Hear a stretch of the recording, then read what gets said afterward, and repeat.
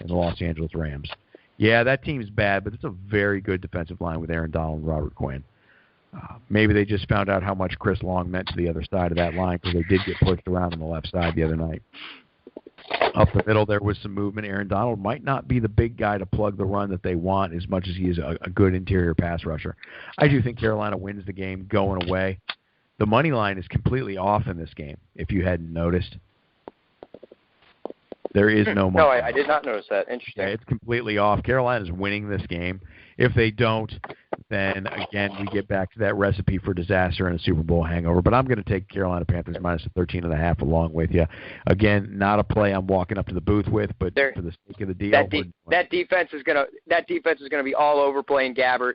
I like them to win this game 31-3. I think they're going to lay waste to them.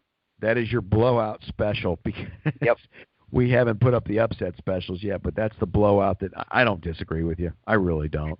That's a 45.5-point over-under. And I think that's the implied score at 45.5 is certainly not, 26-20. I think the implied score here is bad, like you just suggested, maybe 37-7, somewhere in that ballpark. You're probably right. To the 4 o'clock games. There's a couple real good ones here. There's an up-and-coming football team that I just so happen to live in their backyard.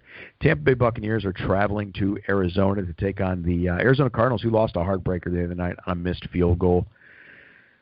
Cardinals are a 7-point favorite at home, over under 50 points.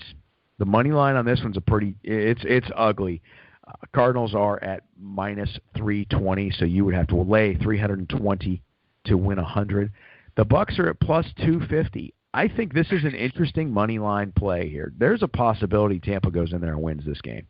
There is that possibility. I wouldn't doubt it. I love Jameis Winston this year. I think the kid's going to have a great year. I really think he's emerged. I know he shredded a terrible Atlanta Falcons defense. That's one thing to keep it note. He's going to be facing a significantly better defense on the road for the second straight week this week. I'm gonna pick the Arizona Cardinals to win this game just because I think they have to. If they want their Super Bowl, and they're my Super Bowl picks, so I'm going a little emotion here. I have to stick with them. I'm going to take the Arizona Cardinals. I think they bounce back. I think Jameis holds his own. The Bucs are going to make it interesting for a minute, but I think the Cardinals pull away, something along the lines of 27-17. Yeah, so you believe they cover too?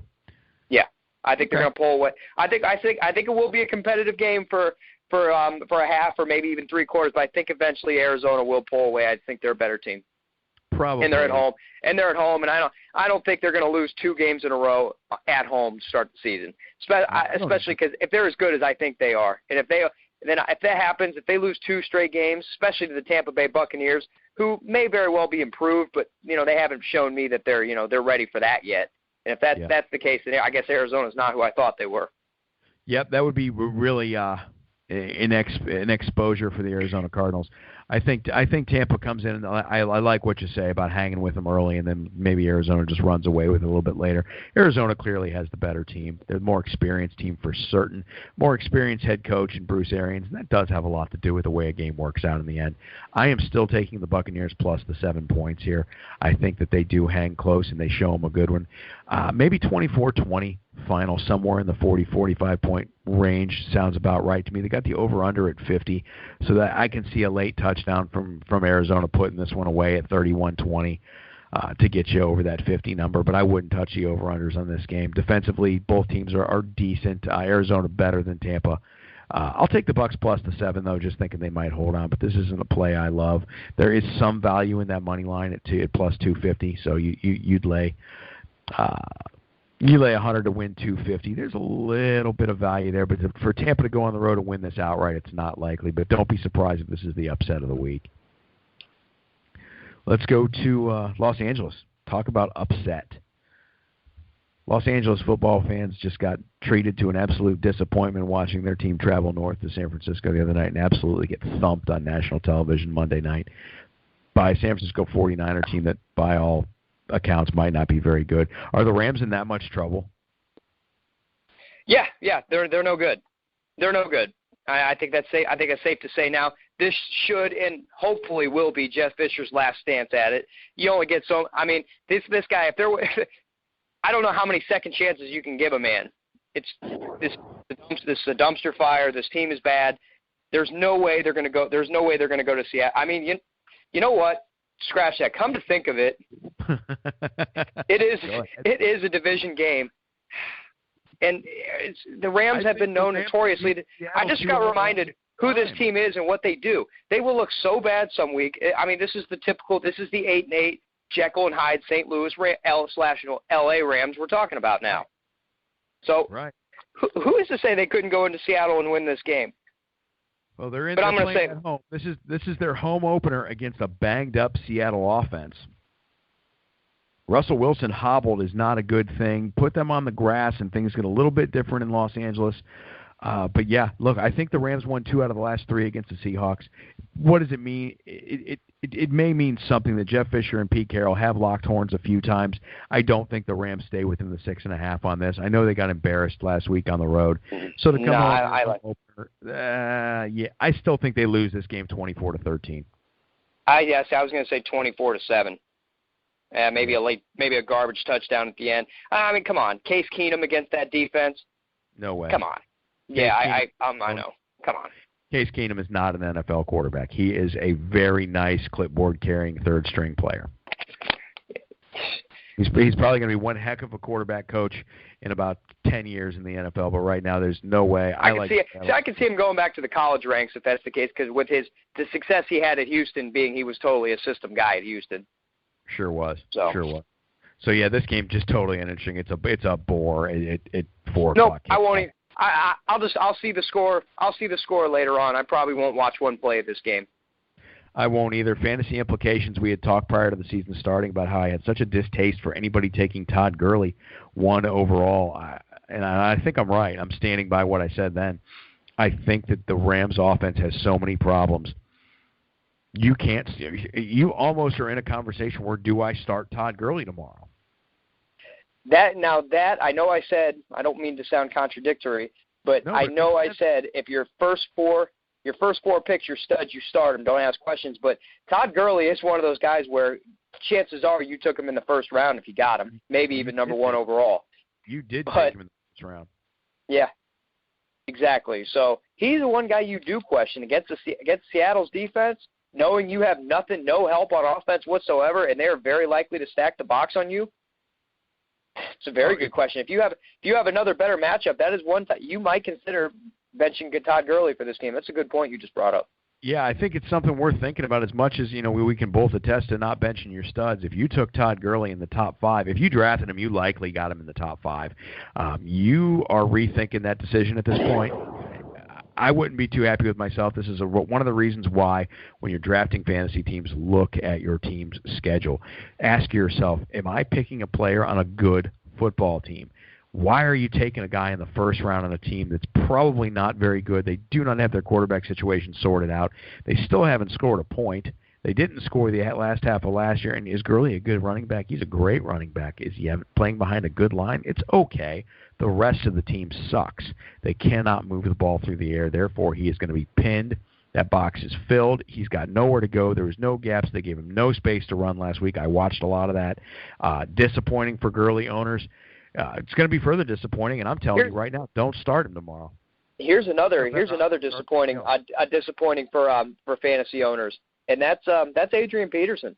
Until they find Sean Hill, defenses have no worry of Sean Hill throwing the ball on them. No, but I'm not going to panic about him yet. We're going to get to that one. No panic yet for Peterson owners, but I do think last week he had 19 carries for 31 yards. I mean, you're right. Against the Tennessee Titans defense, it's not exactly the steel curtain. No, it's not, but it is headed up by Dick LeBeau, the former mastermind behind the most recent steel curtain defense, and I think he knew very well how to shut down Adrian Peterson and make exactly. Load the box because you got a quarterback who can't throw. I mean, and it worked. So don't. Of course it's going to work. There's still NFL players. I mean, I don't care who you are. I mean, Adrian Peterson's about the closest thing to Superman you have in the NFL, right. But I don't really care if you got 8 guys on you as soon as you touch the ball. No, there's not much you can do. He's not carrying 8 men down the field. Now, there was a time about 8 years ago that he was. He might have, yeah. Yeah, he might have done it, but not. He can't put it all on his back this time around. And neither can Todd Gurley. I like Seattle to beat their ass.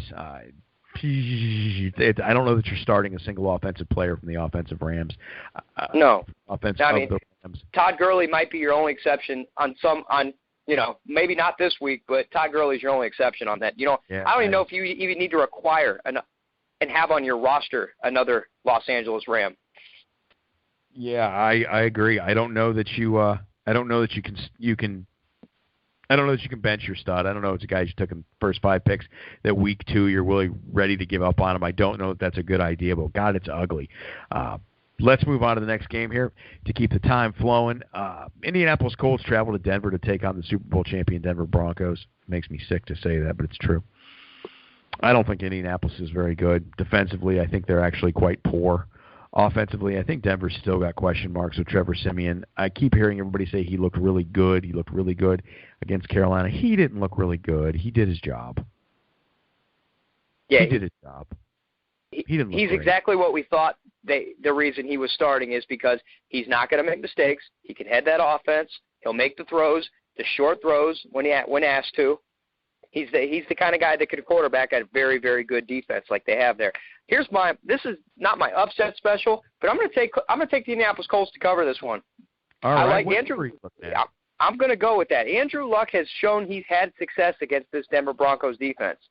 He did last year, and he's shown he can. He's shown he can. I'm going to go with my man A. Luck, not to win the game. I think Denver still wins, but I'm going to take them to cover. If you're going to give me 6 points, like I'm looking at here, I'm going to take Andrew Luck with the 6. You like Indy and the 6. I think you're probably playing the right side of this. I think you're on the right side, and I'm not gonna disagree with you. I would take Indy in the 6.5 as well. I'm seeing it at 6.5. Yeah, that's even better. Yeah, I think so. That little hook makes a bit of a difference. I think Denver probably wins this game, maybe a late field goal, 23-20. Denver's got the better defense. They're going to hit Andrew Luck. Andrew Luck has the. Yeah, I do feel for that though. I mean, this could be the game maybe where Jim Irsay and finally realizes, man, we need to get rid of this Grigson guy because he might get tired of seeing the way this Denver Broncos defense comes in and gets after you.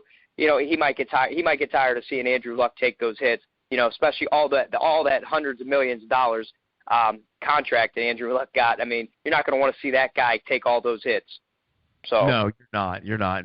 And if Indianapolis doesn't make a playoff run or win this division this year and then make a playoff run, I think that they'll start to evaluate in the Circle City.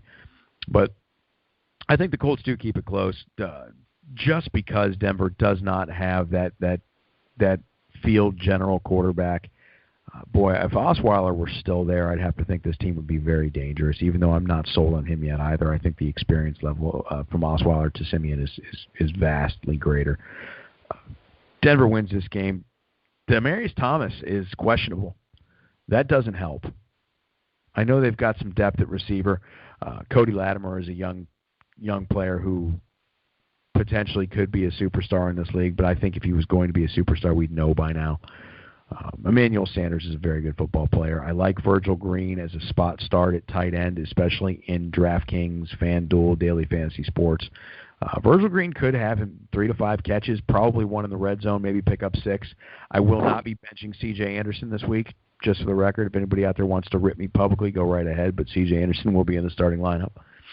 I like this game. It'll actually be a good game to watch, but I will be busy at this 4:30 Eastern Time kickoff because I will be watching the Oakland Raiders host the Atlanta Falcons.